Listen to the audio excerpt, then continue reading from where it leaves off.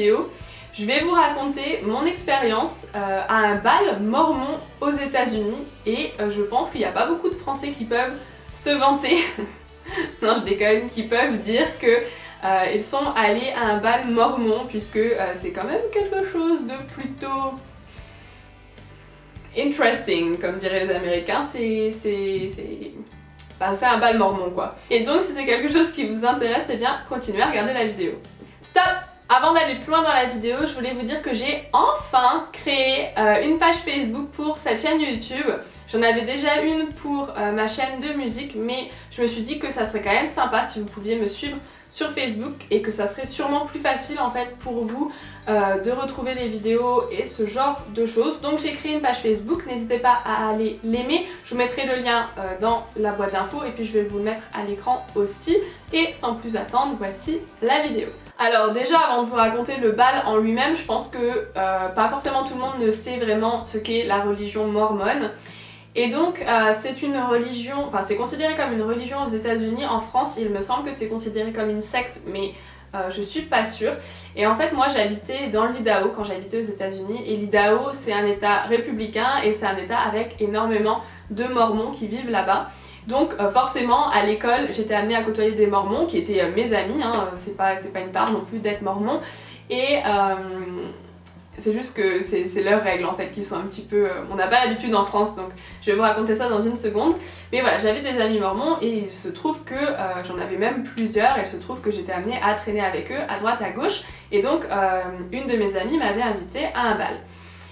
Et donc les mormons, pour juste situer un petit peu la situation, les mormons ont des règles quand même assez strictes qui les différencient en fait de quelqu'un qui n'est pas mormon, mais d'une façon plutôt claire.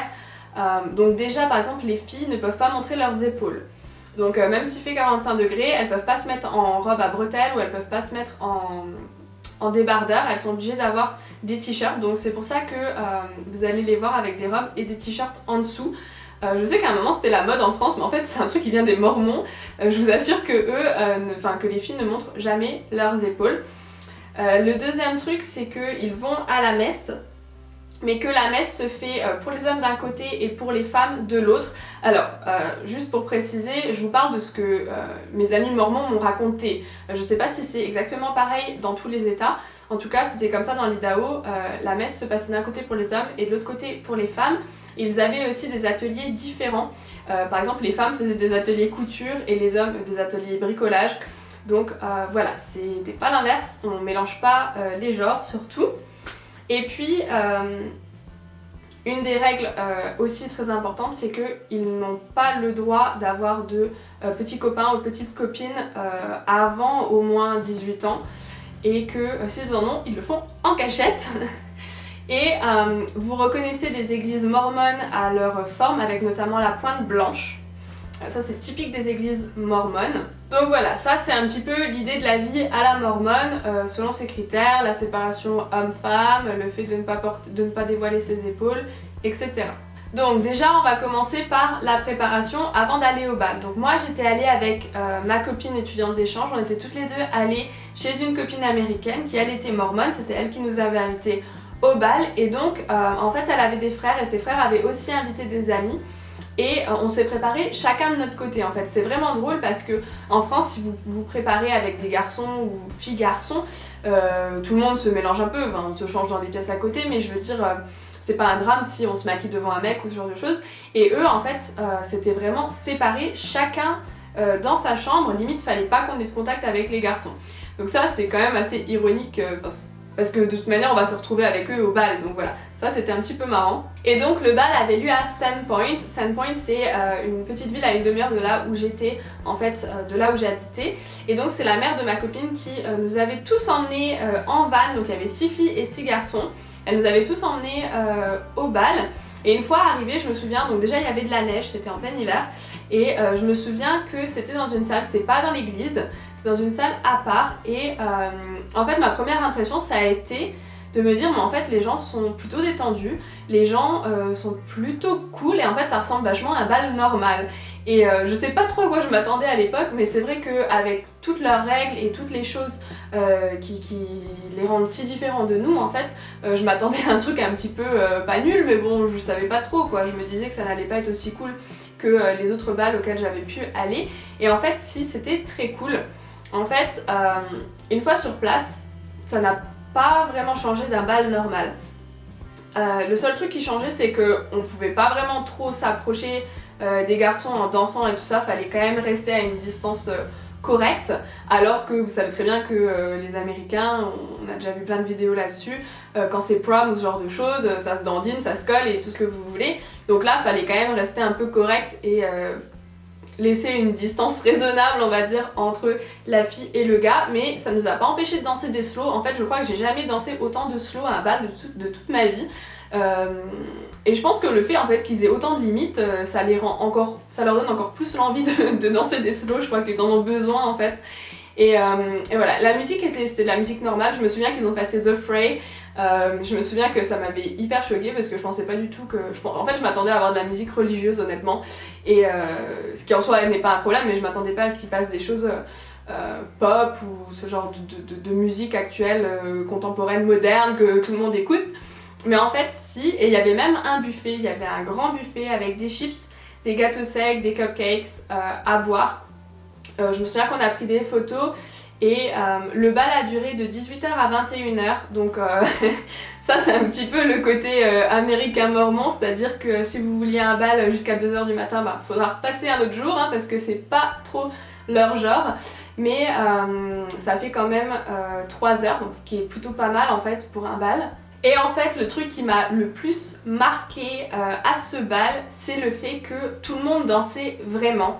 En fait, c'est quand même incroyable le fait qu'ils aient autant de règles, autant de limites, qu'ils s'imposent eux-mêmes. En fait, bon, en général, c'est quand même un petit peu imposé par la famille. Hein. Si on est issu d'une famille mormone, c'est un petit peu difficile de faire autrement.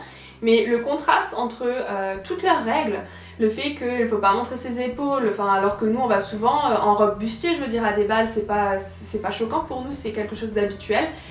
Ce genre de choses, le fait qu'ils font leur préparation à la messe et tout ça dans des ateliers différents, séparer les hommes des femmes, ce genre de choses, c'était quand même vachement en contraste avec l'ambiance qu'il y avait au bal.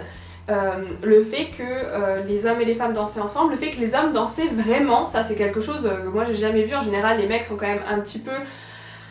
Ils ont jamais trop envie d'aller sur la piste de danse et de vraiment se lâcher, et là les mecs dansaient vraiment, je veux dire des vrais mecs qui dansaient vraiment sur la musique et qui n'avaient pas de retenue quoi, ils dansaient, ils s'éclataient et tout, et en fait c'est un des bals où je me suis le plus éclatée, ce qui est quand même un peu contradictoire, c'est pas du tout une religion qui collerait à ma personnalité, hein, qu'on soit honnête, mais c'est un des bals où je me suis le plus éclatée parce que il y avait une certaine ambiance, une certaine envie de vouloir s'amuser de leur part, une certaine positivité aussi, et surtout on s'est sentis les bienvenus alors qu'on n'était pas mormone.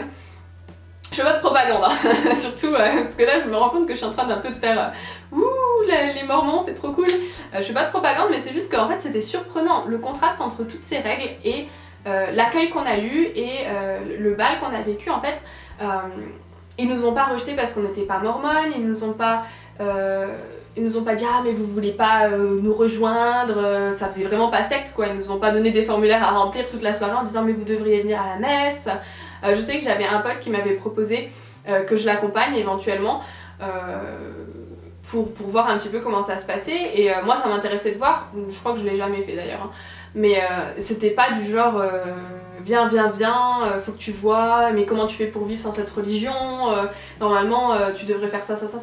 C'était pas du tout comme ça, c'était pas insistant en fait. Ils nous ont pris comme 2 étudiantes d'échange et à aucun moment ils nous ont forcé à rejoindre la religion, ce genre de truc. Parce qu'en général une secte c'est quand même ça, hein. On vous force à rentrer dedans et puis après pour en sortir, bah tiens, compliqué. Et donc voilà, l'accueil en fait qu'on a eu, je pense que c'est un de mes meilleurs souvenirs, c'était vraiment une super soirée, et en fait ça montre quand même que même si on peut vivre avec des règles différentes des règles de la norme sociétale, on peut quand même s'intégrer dans le monde et on peut avoir des amis de tout genre et de toute religion et de tout style, de tout pays, de toute nationalité, et que c'est pas forcément une barrière pour réussir à passer des bons moments ensemble. Donc voilà, j'espère que cette vidéo vous a plu, ça ressemblait un peu plus à une story time. Je sais qu'il y a pas mal de youtubeurs qui font ça, donc je sais pas, j'avais juste envie de vous raconter comment ça pouvait se passer un bal mormon parce que je pense que c'est pas quelque chose dont on entend parler très souvent et c'est toujours intéressant de savoir comment ça se passe ailleurs. Donc je me suis dit voilà que ça pourrait être intéressant. Alors avant que vous quittiez cette vidéo et que vous retourniez à votre vie, je voulais savoir si ça vous intéresserait que je fasse plus de vidéos sur mon parcours à la fac, sur éventuellement un petit peu ma vie, que je me présente, que je fasse une sorte de tag de personnalité, ce que je préfère dans la vie, quel est mon aliment préféré, enfin je sais pas, des trucs un peu bébêtes comme ça, mais qui vous permettraient de mieux me connaître, parce qu'en fait je me rends compte qu'il y a beaucoup de youtubeurs maintenant qui font que des vidéos sur eux. Et c'est vrai que moi j'aime pas trop faire des vidéos sur moi-même, je vous raconte mes expériences mais surtout pour que vous puissiez apprendre des choses et que ça vous donne une idée de ce qui vous attend si jamais vous avez envie d'aller aux États-Unis, ce genre de choses. Je vous donne pas mal de conseils sur l'acné pour vous aider parce que j'ai pas envie que vous soyez malheureux toute votre vie. Voilà, et j'aime bien en fait que mes vidéos soient plutôt informatives plutôt que descriptives de ma propre vie. J'aime pas trop que mes vidéos soient centrées sur moi, genre moi ce que j'aime, moi ce que je fais, moi quand je fais rien. Il y en a qui vloguent leur vie mais il se passe rien. Et, enfin désolée mais voilà. Et donc je voulais savoir si c'est quelque chose qui vous intéresserait en fait. Pas forcément des vlogs mais plutôt que, je sais pas, que je vous raconte un petit peu comment je suis, ce que j'aime dans la vie, ce que j'aime pas. Je sais pas, je peux trouver des tags qui regroupent un petit peu ce genre de questions et vous les faire. Parce qu'en fait, je me suis rendu compte qu'au final, à part mon expérience aux États-Unis et mon expérience avec l'acné, vous savez pas grand chose de moi. Et je me dis que peut-être si vous me suivez, c'est que vous avez envie d'en savoir plus sur moi. Donc, moi je veux pas faire la vidéo parce que ça me paraît un petit peu bizarre de faire des vidéos sur moi. Mais si c'est quelque chose que vous aimeriez voir, dites-le moi en commentaire et dans ce cas j'en ferai une ou deux, histoire qu'on se connaisse un peu mieux, parce qu'en général vous m'envoyez des mails, vous m'écrivez en commentaire, vous me racontez votre vie, sur l'acné, sur les choses, sur vos sentiments, comment vous vous sentez et tout ça, et j'ai l'impression d'en savoir plus sur vous que vous sur moi, alors que ça devrait quand même être un petit peu l'inverse. Vous devriez quand même savoir quelques trucs sur moi, parce que c'est vous qui me suivez, c'est vous qui me mettez des j'aime, c'est vous qui m'encouragez là-dedans. C'est vous qui aimez les vidéos, donc c'est un petit peu normal que je vous donne quelque chose en retour. Donc il n'y a rien d'obligatoire, mais si c'est quelque chose que vous aimeriez voir, eh bien dites-le moi. Et puis en même temps, si jamais vous avez des idées de tags, dites-le moi, des tags de ce genre en fait pour mieux me connaître.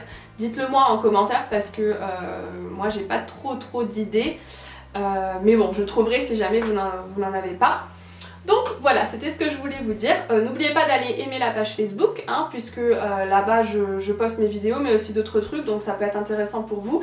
Et puis moi je vous fais des gros bisous et je vous dis à la semaine prochaine pour une nouvelle vidéo. Bye bye!